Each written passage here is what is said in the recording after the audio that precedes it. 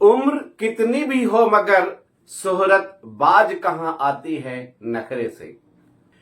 ECHS में प्रत्येक लाभार्थी के ऊपर लगभग 19,000 रुपए के फंड एलोकेट होने के बाद और भारत सरकार के द्वारा 70 अरब रुपए ईसीएचएस को देने के बाद भी अगर सेना के जवान जो रिटायर हो चुके हैं उनको उचित दवाएं और समय पर दवाएं नहीं मिलती है या उनको अच्छी मेडिकल सुविधाएं नहीं मिलती है, आखिर क्यों?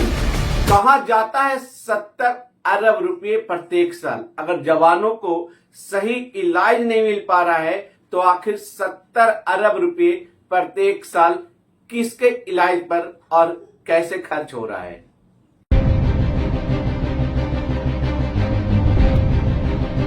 जय वेटरन्स, स्वागत है आपका खुद का यूट्यूब चैनल A3Z एक सर्विसमैन फ्रेंड शो में। सोशल मीडिया पर आपको बहुत सारे नॉलेज तो मिल ही जाते होंगे लेटेस्ट न्यूज का, लेकिन मैं बातें करने वाला हूं उस खबर के बारे में जो शायद ही कुछ लोगों को मालूम है। हनुमान चालीसा आप सभी लोगों ने जरूर पढ़ा होगा। को नहीं जानत है जग में कपि संकट मोचन नाम तिहारो। 16 दिसंबर यानी विजय दिवस के शुभ अवसर पर ईसीएचएस सेंट्रल ऑर्गेनाइजेशन ने एक लेटर इशू किया जिसमें यह कहा गया जो बंधु भारत आयुष्मान का जो लाभ उठाते हैं वो ईसीएचएस के लाभ से वंचित हो जाएंगे और साथ में उन्होंने जो अपना मेहनत का कमाई ईसीएचएस में कंट्रीब्यूशन दिया है मेडिकल फैसिलिटी के नाम पर वो भी ईसीएचएस के द्वारा सीज कर लिया जाएगा। ये सारी बातें आपको सोशल मीडिया के द्वारा आपको व्हाट्सएप पर यूट्यूब पर मिल गया होगा, लेकिन इसके पीछे का लाइन आपको पता नहीं है। मैं आज इसी के बारे में बात करने वाला हूं। तो आपसे अनुरोध है कि अगर आप मेरे चैनल पर नए हैं तो जरूर सब्सक्राइब करें और इस वीडियो को दूसरे वेटरन्स तक जरूर पहुंचाएं ताकि वो अपने अधिकार के लिए लड़ सके और अपना अधिकार को जान सके।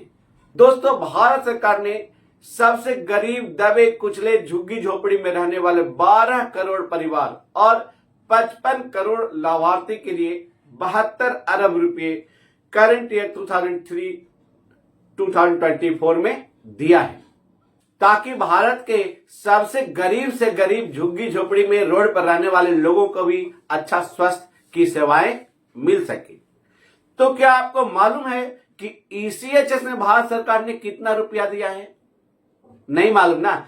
ईसीएचएस में भी भारत सरकार ने 70 अरब रुपये, सिर्फ 2 अरब रुपये कम, या भारत सरकार ने 70 अरब रुपये दिया है। उसके लिए सैनिकों की तरफ से भारत सरकार को धन्यवाद। जहां भारत सरकार ने 55 करोड़ सबसे गरीब दबे कुचले लोगों के लिए 72 अरब रुपया दिया, वहीं दूसरी तरफ लगभग 45.5 लाख ईसीएचएस लाभार्थी के लिए 70 अरब रुपये दिए। देश के सेना में पीवीओआर यानी पर्सन बिलो ऑफिसर्स रैंक या सेना में जवान जो होते हैं देश के कोने कोने से आते हैं जहां मूलभूत सुविधाएं भी नहीं रहती है और रिटायरमेंट के बाद वो गांव में जाते हैं और जब रिटायरमेंट के बाद जब उनको ईसीएचएस की जरूरत यानी मेडिकल फैसिलिटी की जरूरत पड़ती है तो कभी कभी उनको सैकड़ों किलोमीटर का यात्रा करना पड़ता है बस में, ट्रेन में धक्का खा करके। और जब वो ईसीएचएस में जाते हैं तो उनको लंबी लंबी लाइनें और उचित दवाएं कभी कभी नहीं उपलब्ध रहती है और पूछे जाने पर वैसी पॉलीक्लिनिक के द्वारा धमकाना, मारपीट करना, धक्का मुक्की करना, दुत्कारना ये आम बात है जो आए दिन आपको सोशल मीडिया पर मिलते रहती है। और ये रिटायर्ड सैनिक जब ईसीएचएस में इन परेशानियों का सामना करते हैं तो फिर दोबारा ईसीएचएस की तरफ लौट करके नहीं जाना चाहते। क्या कारण है कि भारत सरकार के द्वारा 70 अरब रुपए प्रत्येक साल खर्च करने के बाद भी जवान नाखुश हैं ईसीएचएस के फैसिलिटी से? मैं कुछ आपको आंकड़े देता हूं आयुष्मान भारत और ईसीएचएस में। एक तरफ आयुष्मान भारत में 55 करोड़ लोगों के लिए भारत सरकार ने 72 अरब रुपया दिया, दूसरी तरफ भारत सरकार ने 45.5 लाख लाभार्थी के लिए ईसीएचएस लाभार्थी के लिए 70 अरब रुपया दिया।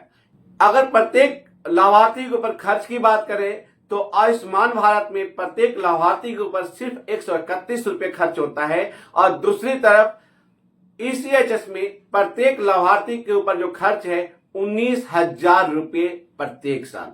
एक तरफ आयुष्मान भारत में कोई भी बेनिफिशियरी को 5 पैसा देना नहीं पड़ता है, दूसरी तरफ ईसीएचएस में लाभार्थी को यानी सर्विस वाले को रैंक के अनुसार 30,000 से 1,20,000 रुपया देना पड़ता है फिक्स मेडिकल अलाउंस। जहां भारत सरकार जनरल से लेकर सिपाही तक फिक्स 1,000 रुपया प्रत्येक को देती है अगर जो मेडिकल फैसिलिटी नहीं लेना चाहते हैं वो। दूसरी तरफ जो जवानों को मिलने वाला एफएमए यानी फिक्स मेडिकल अलाउंस है 12,000 रुपया प्रत्येक साल, वो भी बंद कर दिया जाता है। आयुष्मान भारत के तहत 29,000 हॉस्पिटल रजिस्टर्ड है जहां आयुष्मान भारत के लाभार्थी अपना इलाज करवा सकते हैं। दूसरी तरफ ईसीएचएस में सिर्फ और सिर्फ पॉलीक्लिनिक मिलाने के बाद भी टोटल हॉस्पिटल जो रजिस्टर्ड हैं 3,591 हैं।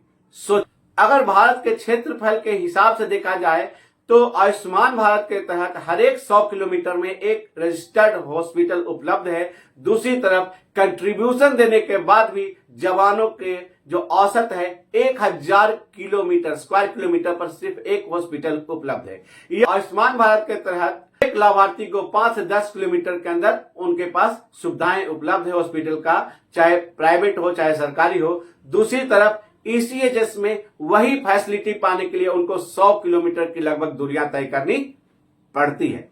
मैक्सिमम हॉस्पिटल जो इंपैनल्ड हॉस्पिटल है, पॉलीक्लिनिक है, वो शहरों में है और जवान गांवों में है।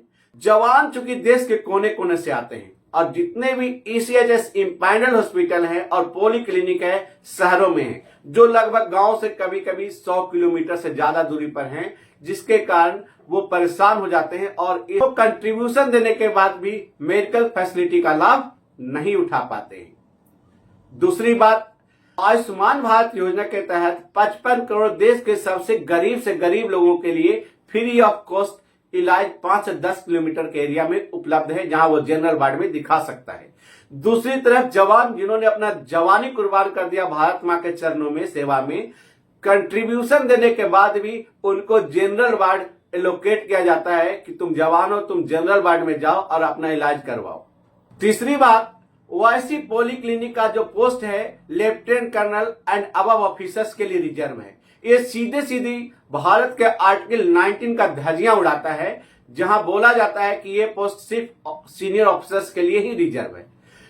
मैं आपसे पूछना चाहता हूं, क्या कोई जवान इसके लिए एलिजिबल नहीं है? जवान बाहर जाके कॉर्पोरेट में सबसे टॉप बॉस बन सकता है लेकिन ओआईसी पॉलीक्लिनिक नहीं बनता है। यानी ईसीएचएस का फैसिलिटी है जो जवानों को इलाज करने से ज्यादा ऑफिसर्स को अपॉइंटमेंट के ऊपर ज्यादा फोकस कर रही है ताकि उनको रोजगार मिल सके।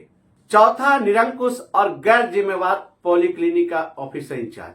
आए दिन आप सोशल मीडिया पर देखते रहते होंगे कि जवानों को कितना परेशानियों का सामना करना पड़ता है। दिल्ली का एक सबसे बड़ा उदाहरण है जहां ओआईसी पॉलीक्लिनिक एक वीर नारी को अपना चड्डी धोने और सुखाने के लिए बोल रहा था। आपको सोशल मीडिया पर एक खबर आपको मिल ही गया होगा। वो सिर्फ अपने बारे में सोचते हैं, रोजगार के बारे में सोचते हैं, वो आपके इलाज के बारे में, जवानों के बेहतरी के बारे में शायद ही कुछ ओआईसी पॉलीक्लिनिक सोचते हैं। बाकी मैक्सिमम लोग अपने फायदे में लगे रहते हैं कि उनका रोजगार कैसे बचे और वो किसी जवानों के प्रति उत्तरदायी नहीं होते हैं।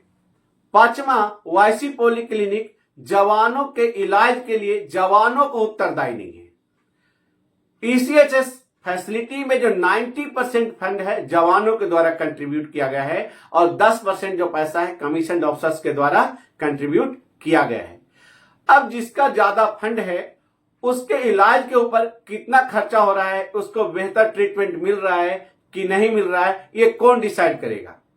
ओआईसी पॉलीक्लिनिक किसको रिपोर्ट करेगा? ओआईसी पॉलीक्लिनिक अपने हायर ऑफिसर्स को ही रिपोर्ट करेगा जिनको बेहतर से बेहतर मेडिकल सुविधाएं प्राइवेट वार्ड में उनको दिया जाता है। और ओआईसी पॉलीक्लिनिक का एक परम कर्तव्य बन जाता है कि उनका उच्च अधिकारी को अच्छा से अच्छा वर्ल्ड क्लास मेडिकल फैसिलिटी कैसे मिले ताकि उनका नौकरी बच सके।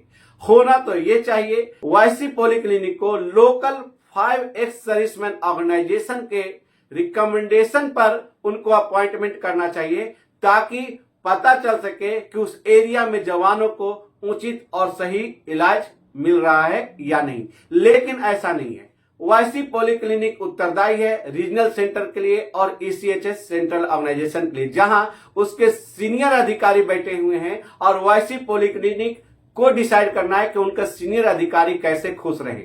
और छठी बात, एक तरफ जहां आयुष्मान भारत के तहत गरीब से गरीब लोगों को कैशलेस फ्री ऑफ कॉस्ट 5 से 10 किलोमीटर के एरिया में उनको कैशलेस मेडिकल सुविधाएं उपलब्ध है, तो भारत सरकार को यह सोचना चाहिए जिन जवानों से उन्होंने कंट्रीब्यूशन लिया है, जिन जवानों ने अपना जवानी दिया है, उनको आयुष्मान भारत के तहत इलाज क्यों नहीं मिल सकता है। अगर वो क्लेम भी करेंगे तो कितनी जगह करेंगे। आज आधार कार्ड है, बंदा या तो आयुष्मान भारत से क्लेम करेगा या ईसीएचएस से क्लेम करेगा, क्लेम तो सिर्फ एक ही जगह से करेगा और उनको जनरल वार्ड ही अलाउड है। तो भारत सरकार का ये डिसीजन बिल्कुल गलत है।